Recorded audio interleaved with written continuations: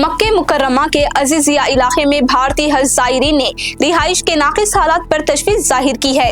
इल्ज़ामात के मुताबिक असफ अल Qureshi hostel building number 0165 में गुंजाइश से ज्यादा अफराद को रखा गया है। सफाई की सूरत हाल खराब है और बुनियादी सहूलियात की कमी है।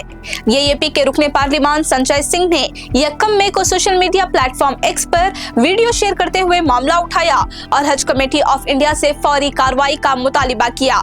इनके मुताबिक तकरीबन 4 लाख रुपये फीस के बावजूद एक कमरे में 16 अफराद रखे गए हैं। खानदानों को अलग किया गया है और एक ही वॉशरूम इस्तेमाल हो रहा है।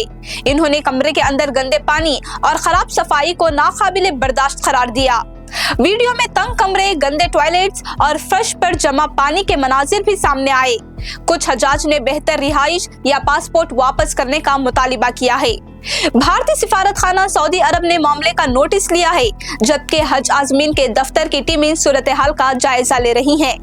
इसी दौरान आम आदमी पार्टी के तर्जुमान फैसल खान लाला ने भी इंक्वायरी का मुतालिबा किया है। इनका कहना है कि लिफ्ट खराब है, सफाई और पानी की सहूलत नाकाफी है और एक जगह पर 16 अफराद रह रहे हैं। सोशल मीडिया पर भी अवाम ने तशवीश का इजहार किया है और इंतजामात पर सवाल उठाए हैं।